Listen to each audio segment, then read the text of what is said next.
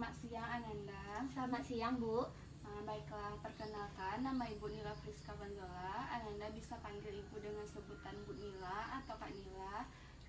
Ibu bisa memanggil Ananda dengan sebutan apa? Ibu bisa manggil saya dengan sebutan Ilet, Bu. Iya, Ilet ya. Bagaimana kabar Ilet hari ini? Alhamdulillah baik, Bu. Alhamdulillah. Sebelumnya apakah Ilet sudah pernah melaksanakan konseling? Belum, Bu. Baiklah, sebelum kita melaksanakan konseling, terlebih dahulu Ibu akan menjelaskan kepada Ilet apa itu konseling. Konseling yaitu pertemuan empat mata antara konselor dengan klien, yaitu Ibu sebagai konselor dan Ilet sebagai klien untuk membahas hal-hal yang mengganjal dalam pikiran Ilet atau perasaan Ilet, misalnya permasalahan yang Ilet hadapi dalam pembicaraan kita nanti agar Ilet dapat mengambil keputusan atau solusi yang baik atas permasalahan yang Ilet hadapi. Tapi saya ragu, Bu. Misalnya kalau saya menceritakan permasalahan saya kepada Ibu, apakah orang lain atau pihak lain bisa tahu? Tidak Ilet, tidak perlu Ilet khawatirkan dengan hal tersebut, karena dalam konseling, Ibu sebagai konselor sudah terikat dengan kode-kode etik dasar dalam konseling, yaitu asas-asas dalam konseling, yaitu ada 3 asas utama dalam konseling. Kalau saya boleh tahu, apa saja asas-asas konseling itu, Bu?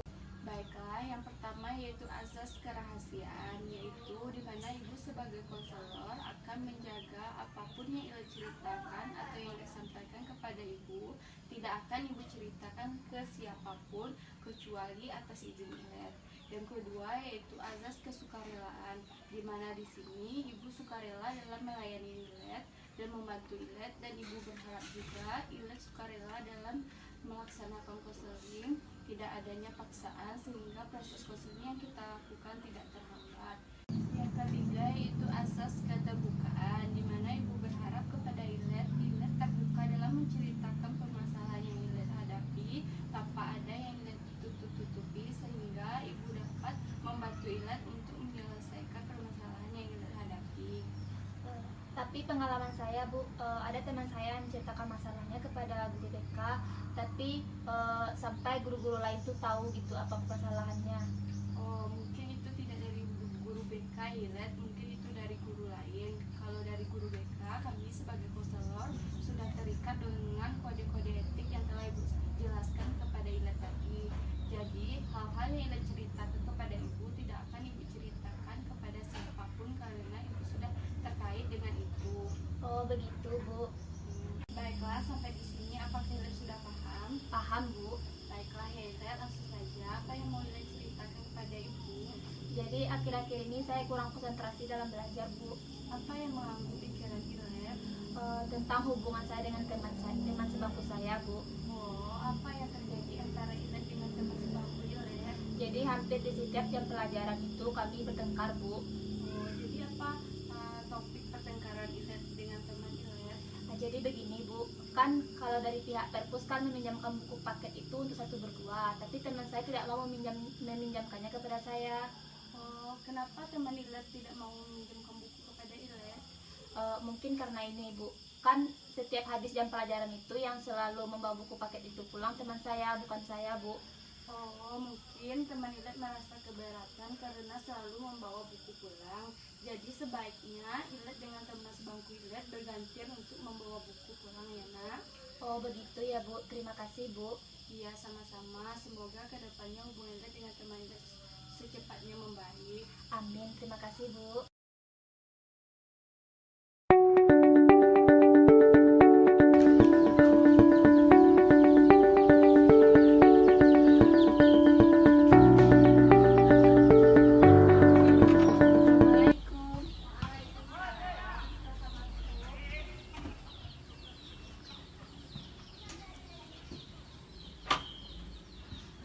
Silakan duduk Ananda.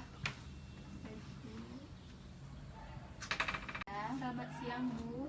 Baiklah, perkenalkan nama Ibu Nila Friska Bandola. Anda bisa panggil Ibu dengan sebutan Bu Nila atau Kak Nila. Ibu bisa memanggil Ananda dengan sebutan apa? Nama saya Poppy Aisyah Putri, Bu. Biasanya orang-orang memanggil saya dengan sebutan Poppy. Ya, Poppy ya. Bagaimana kabar Poppy hari ini? Alhamdulillah baik, Bu. Alhamdulillah. Ya, Poppy tahu kenapa Poppy datang ke ruangan BK ini? Sejujurnya tidak, Bu. Oh, tidak ya. Ibu, baiklah, Ibu akan menjelaskan mengapa Poppy dipanggil ke ruangan BK ini.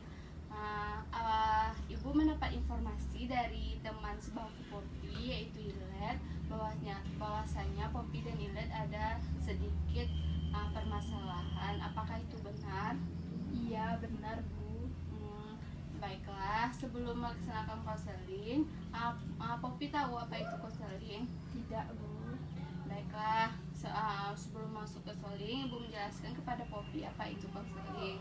Baiklah, konseling adalah pertemuan empat mata antara konselor dengan klien, yaitu seperti Ibu sebagai konselor dan Poppy sebagai klien, untuk membicarakan hal-hal yang bermasalah dalam pikiran Poppy atau hal-hal yang mengganjal dalam perasaan Poppy, agar nantinya Poppy bisa menyelesaikan permasalahan dan mengambil langkah yang baik atas permasalahan yang Poppy hadapi. Begini, Bu, tapi saya ragu ketika saya menceritakan ini, apakah pihak lain mengetahuinya? Poppy tidak usah khawatir ya. Kami dari pihak BK dalam konseling sudah terikat dengan asas-asas konseling, terutama ada 3 asas konseling yang harus Ibu kuasai. Apa azas-azas itu, Bu? Baiklah, Ibu akan menjelaskan kepada Poppy azas-azas dalam BK. Yang pertama yaitu azas kerahasiaan, di mana Ibu akan merahasiakan segala hal apapun yang Poppy ceritakan kepada Ibu, tidak akan Ibu sampaikan kepada siapapun selagi itu atas izin Poppy. Yang kedua yaitu azas kesukarelaan, di mana Ibu sukarela dalam membantu Poppy, melayani Poppy dalam permasalahan yang Poppy hadapi, dan Ibu berharap Poppy juga sukarela dalam melaksanakan konseling ini. Yang ketiga yaitu azas keterbukaan, di mana Ibu berharap Poppy bisa terbuka dalam menyampaikan atau membicarakan hal-hal yang Poppy rasakan tanpa dibuat-buat, sehingga Ibu bisa membantu Poppy untuk menyelesaikan permasalahan yang Poppy hadapi. Begini, Bu, berdasarkan pengalaman teman saya ketika ia menceritakan permasalahannya, namun guru lain mengetahuinya. Oh, itu mungkin bukan dari pihak BK ya Poppy, mungkin itu dari pihak lain. Kalau dari pihak BK, kami sebagai konselor sudah terikat dengan asas BK yang telah Ibu jelaskan tadi. Jadi apapun yang Poppy ceritakan kepada Ibu, tidak akan Ibu ceritakan ke siapapun kecuali atas izin Poppy, karena Ibu sudah terikat dengan asas-asas tersebut. Baiklah, Bu, setelah mendengar penjelasan dari Ibu, saya yakin untuk menceritakan permasalahan yang sedang saya alami saat ini. Alhamdulillah ya Poppy, Poppy bisa yakin untuk melaksanakan konseling yang akan kita lakukan pada hari ini. Sebelumnya Ibu mau menanyakan kepada Poppy, apakah benar Poppy dengan Ilet ada permasalahan? Benar, Bu. Apa penyebab Ibu ingin bertanya langsung kepada Poppy? Apa penyebab sehingga Poppy ada bermasalah dengan Ilet? Begini, Bu, kami sering mempermasalahkan yaitu tentang siapa yang membawa buku paket pulang.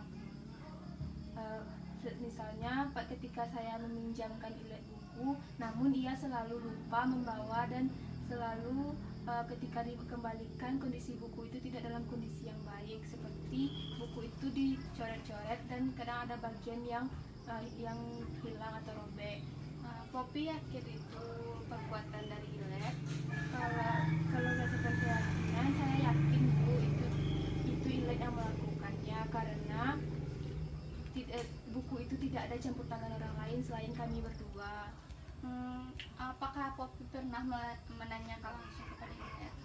Itu yang membuat saya kesal, Bu. Ketika saya menanyakannya, Ilet selalu tidak memperdulikannya dan dia selalu mengelak tentang pertanyaan yang saya ajukan kepada. Baiklah, emang sudah berapa kali Poppy menanyakan kepada Ilet, maksud Ibu itu sudah berapa kali Poppy mencoba untuk bertanya kepada Ilet mengenai masalah tersebut?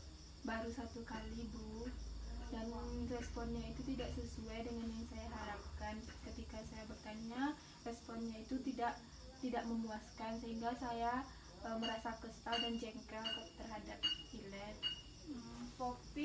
kenal Ilet sudah dari SMA atau emang dari sudah sebelumnya atau gimana? Kalau untuk kenal Ilet itu sudah lama Bu, kami tetangga. Rumah saya dan rumah Ilet bersebelahan. Kami dulu juga satu SD sebelumnya, saat SMP dan SMA pun sama. Oh, kalau ibu boleh tahu, Ilet tuh orangnya gimana kalau di kelas Poppy? Kalau di kelas dia itu orangnya nggak pedulian Bu, terutama terhadap dia itu tidak mempunyai rasa tanggung jawab. Contohnya saja ketika saya membagi dua buku dengan dia, ketika giliran dia selalu lupa untuk membawanya dan tidak ada usaha untuk mencarikan jalan keluar dari permasalahan yang kami hadapi. Emangnya Ilet itu memang seperti itu orangnya dari sebelum Poppy kenal sebelum SMA atau pas SMA saja dia seperti itu? Kalau untuk dari dulu sebelumnya saya belum pernah sekelas, namun satu sekolah. Baiklah, terima kasih atas informasi yang Poppy berikan kepada Ibu pada hari ini. Jadi apa yang Poppy harapkan dari permasalahan yang Poppy hadapi dengan Ilet? Kalau untuk harapan kedepannya Bu, permasalahan ini bisa selesai dan Ilet bisa lebih bertanggung jawab, dan saya juga berharap Ilet mengerti apa yang saya mau Bu, dan dia selalu untuk melaksanakan jawabnya itu ada, tidak seperti saat sekarang ini. Ya, semoga aja bisa ya Poppy. Sekian dulu konseling yang kita lakukan pada hari ini. Jadwal selanjutnya ibu berikan dan ibu informasikan kembali kepada Poppy. Baiklah Bu, terima kasih untuk bimbingannya hari ini. Setelah saya menceritakan permasalahan ini, saya merasa lega karena bisa berbagi cerita dengan Ibu. Sama-sama Poppy. Baik, terima kasih Bu. Saya izin ke kelas dulu Bu. Ya, hati-hati ya Poppy. Ya Bu.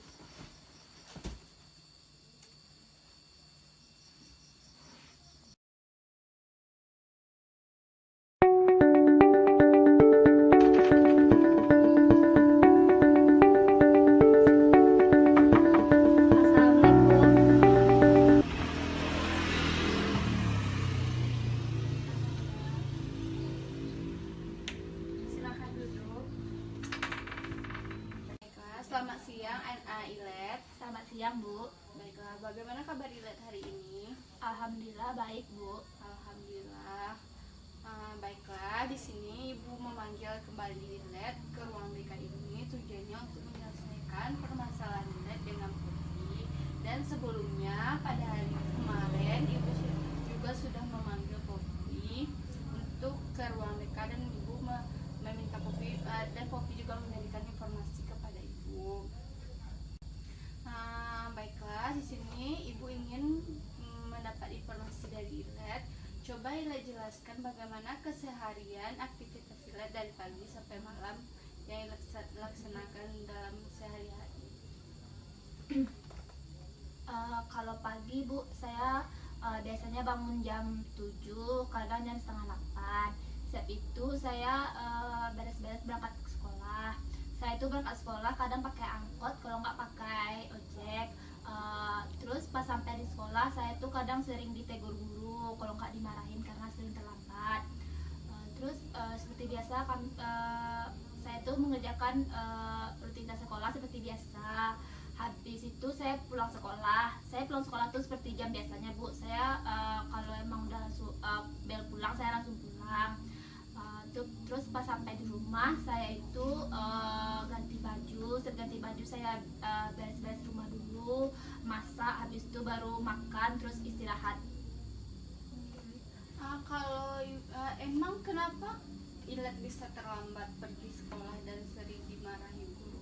Apa penyebabnya? Mungkin itu Bu, kan saya kalau di rumah tuh kan punya 2 adik, dan adik saya itu kan masih kecil lah bisa dikatakan Bu. Terus saya kan yang mengurus dia itu kan saya, sedangkan orang tua saya sibuk, jadi itu kadang buat saya kewalahan gitu Bu. Mungkin karena itu saya sering terlambat. Iya, emang pekerjaan orang tua Ilet apa? Ibu saya tuh karyawan swasta di PT Kamu, dan ayah saya karyawan swasta di PT Wilmar Bu. Iya, jadi Kenapa ya kedua orang tua Ilet tidak membangunkan Ilet pagi-pagi atau gimana? Mungkin karena dia juga sibuk bu, kan mereka tuh sama-sama kerja, dan kerja mereka tuh lumayan padat setiap harinya bu. Kadang bangun pagi terus pulangnya malam lagi, pagi malam lagi kayak gitu bu setiap harinya. Jadi jarak antara rumah Ilet dengan kantor kedua orang tua Ilet apakah jauh atau dekat atau gimana? Lumayan jauh ya bu, sekitar 2 jaman lah dari rumah sampai ke kantor. 2 jaman itu dilakukan setiap hari oleh orang tua Ilet? Nggak setiap hari juga bu, karena kan di PT itu kerja rutinnya tuh dari Senin sampai Jumat, tapi orang tua saya itu kan kerjanya tuh lumayan sibuk, jadi kadang-kadang tuh Sabtu Minggu tuh mereka juga kerja nggak di rumah gitu bu. Jadi kalau di rumah Ilet melaksanakan tugas rumahan itu sendiri atau dibantu orang tua atau dibantu apa kayak apa namanya kayak ibu rumah tangga atau yang lainnya gitu, pembantu gitu? Lebih sering sendiri ya bu. Tugas-tugas adik Ilet juga yang bikin atau mereka mengerjakannya di sekolah juga? Oh, kalau adik-adik saya tuh kan masih kecil, SD kan, jadi mereka tuh kayak takut gitu bu kalau ngerjain tugasnya di sekolah. Jadi mereka tuh pasti ngerjain tugasnya di rumah, dan itu pun saya yang bantuin gitu bu. Kalau melaksanakan itu Ilet mengerjakan pekerjaan rumah itu sudah lama atau baru-baru ini atau udah 2 tahun yang lewat atau baru gimana maksudnya waktunya yang Ilet lakukan, maksudnya udah dari berapa lama gitu? Kalau yang saya tahu sih sudah dari lama ya bu, soalnya kan orang tua saya tuh kerja di PT itu juga udah lama gitu. Jadi seingat pekerjaan saya tuh, saya gitu apa ya, Dari kelas berapa gitu dari Ilet melaksanakan tugas seperti dari SMP saya bu, dari SMP kelas 1 itu kan sudah mengerti gitu, sudah bisa nyapu, sudah bisa bersih-bersih gitu bu. Sebelumnya ya, pekerjaan itu dilaksanakan oleh siapa? Eh, Orang tua saya bu, kadang kan mereka tuh pulang kadang kan malam, jadi sempat-sempetin itu masak, kalau enggak beli makanan di luar bu. Oh, karena sekarang Ilet udah SMA berarti kedua orang tua Ilet menyerahkan pekerjaan ke Ilet. Itu lumayan kewalahan ya Ilet. Jadi kenapa Ilet nggak mengerjakan tugas di rumah sebelum tidur atau 5 menit sebelum tidur mengerjakan tugas terlebih dahulu? Apa Ilet tidak merasa takut sampai di sekolah atau gimana? Kalau seperti yang ibu bilang tadi, kalau kewalahan pasti saya kewalahan ya bu. Dan kalau takut pasti semua murid itu kalau ngerjain tugas di kelas takut ya, apalagi saya kan juga perempuan, pasti ada rasa takut. Tapi itu kembali lagi kayak pekerjaan rumah saya itu kan banyak, kadang ngurus adik-adik, masak, bersih-bersih gitu lah bu. Jadi saya tuh capek gitu, kewalahan, dan kadang tuh saya nggak sadar saya udah ngerjain tugas apa belum gitu. Jadi saya tuh kadang baru ingatnya pas di kelas aja gitu bu, ada teman-teman yang ngingetin udah kerjaan tugas apa belum, baru saya kerjain gitu bu. Apakah Ilet tidak memberitahu kepada ibu atau papa Ilet gitu kalau Ilet tuh merasa kewalahan dengan pekerjaan yang Ilet lakukan sehingga Ilet tidak bisa mengerjakan tugas, sehingga Ilet sering dimarahi oleh guru dan diberi hukuman? Saya nggak pernah kasih tahu bu, karena saya juga takut gitu mulai bicaranya dari mana dan gimana cara bicaranya kepada orang tua saya, kan mereka juga sibuk kerja, juga capek gitu bu. Jadi saya nggak pernah bicarain sama orang tua saya. Kalau ya itu kalau Ilet kalau sehari-hari nggak ketemu orang tua atau gimana? Ada ketemu, kadang enggak, kadang kan itu bu, seperti tadi kan mereka tuh sibuk kerjanya dari pagi sampai malam, kadang malam tuh pas dia pulang kami udah tidur gitu. Kadang juga ada sih, kadang kan mereka tuh kan kadang sekali sebulan tuh emang ada kadang 1 hari libur gitu yang Sebaiknya kalau ibu boleh memberikan saran, lebih baik Ilet menceritakan kepada kedua orang tua Ilet kalau Ilet merasa kewalahan dengan pekerjaan yang diberikan oleh kedua orang tua seperti pekerjaan rumah, sehingga petugas atau PR yang diberikan sekolah tidak terlaksanakan dengan baik, sehingga Ilet merasa kewalahan dan tugas pun jadi terbengkalai. baik bu, akan saya coba. Baik. Kalau di sekolah Ilet berteman dengan siapa saja? Saya sih lebih sering sendiri, Bu. Sendiri. Ilet nggak memiliki teman atau gimana atau? Kalau teman saya suka berteman sama siapa aja, tapi saya kalau kayak teman dekat atau gimana tuh saya lebih suka sendiri aja gitu, Bu. Kemana-mana sendiri gitu. Apa penyebab kenapa Ilet tidak mau berteman? Kan ibu rasa kalau kita memiliki teman kita merasa bahagia gitu. Ya sih, Bu, tapi karena saya tuh dari kecil emang orangnya suka sendiri ya. Kalau di kelas sendiri gitu. Terus saya kan orangnya juga gimana ya? Juga sibuk gitu kan kalau di rumah. Jadi kalau pas pulang sekolah itu kan saya langsung pulang, nggak ada main gitu sama teman. Sebelumnya kalau di kelas kalau memilih bangku untuk duduk Ilet dipilihkan oleh guru atau pilih sendiri atau gimana? Kalau di kelas tuh dipilihin guru, Bu. Duduknya di kayak ini duduk sama ini duduk sama ini gitu, diatur gitu, Bu. Ilet duduk dengan Poppy. Ya. Sebelumnya apakah Ilet sudah pernah kenal Poppy atau gimana? Baru sekarang atau gimana?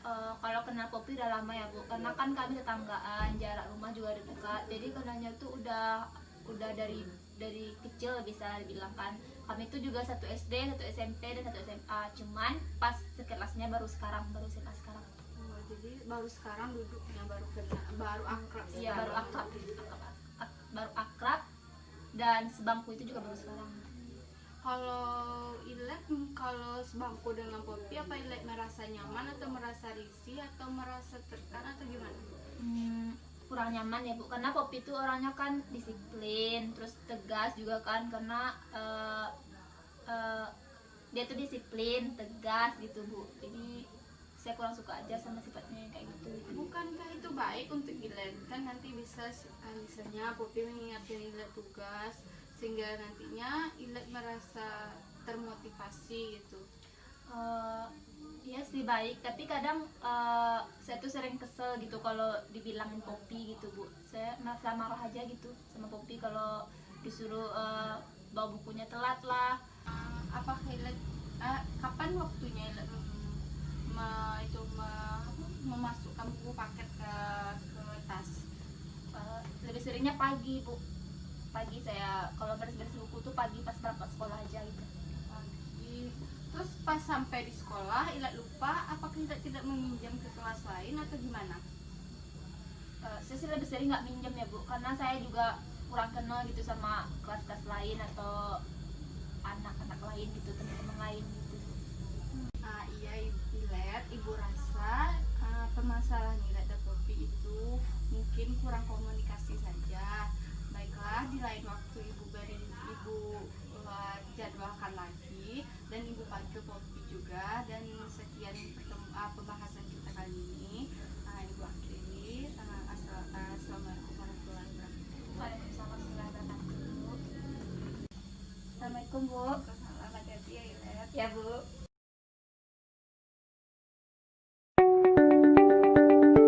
Assalamualaikum, Bu. Waalaikumsalam. Silakan duduk Ananda. Baik, Bu. Selamat siang Ananda. Selamat siang, Bu. Baiklah, bagaimana kabar Poppy hari ini? Alhamdulillah baik, Bu. Kalau kabar Ilet bagaimana hari ini? Baik, Bu. Alhamdulillah, berarti kabarnya hari ini alhamdulillah baik ya. Baiklah, tujuan ibu memanggil Ilet dan Poppy ke ruangan ini untuk menyelesaikan permasalahan antara Poppy dan Ilet. Jadi ibu rasa permasalahan Ananda itu cuma kesalahpahaman, kurang komunikasi. Jadi sebaiknya kedepannya Ananda lebih berkomunikasi, contohnya lebih baik komunikasinya. Contohnya seperti apabila Ilet melakukan kesalahan, Poppy mengingatkan dan saling memaafkan. Begitu sebaliknya. Iya, Bu. Baik, Bu. Kami akan mencoba untuk mengesampingkan ego kami masing-masing. Baiklah, ibu ingin Poppy dan Ilet saling memaafkan. Iya, Bu. Baik, Bu. Ilet, maaf ya. Iya, saya juga minta maaf ya. Iya, Let. Ya, sampai di sini ibu rasa permasalahan Ilet dan Poppy sudah terselesaikan dan ibu berharap Ilet dan Poppy saling memaaf-maafkan dan bisa berteman lebih baik lagi. Baik, Bu. Baik, Bu. sampai di sini konseling yang kita lakukan pada hari ini. Ibu akhiri dengan assalamualaikum warahmatullahi wabarakatuh. Waalaikumsalam warahmatullahi wabarakatuh. Baik Bu, terima kasih untuk sarannya dan kami akan mencoba memperbaiki hubungan kami lagi. Untuk itu kami permisi dulu ya Bu, mau ke kelas. Ya, baiklah, hati-hati ya Nanda. Ya Bu, terima kasih Bu.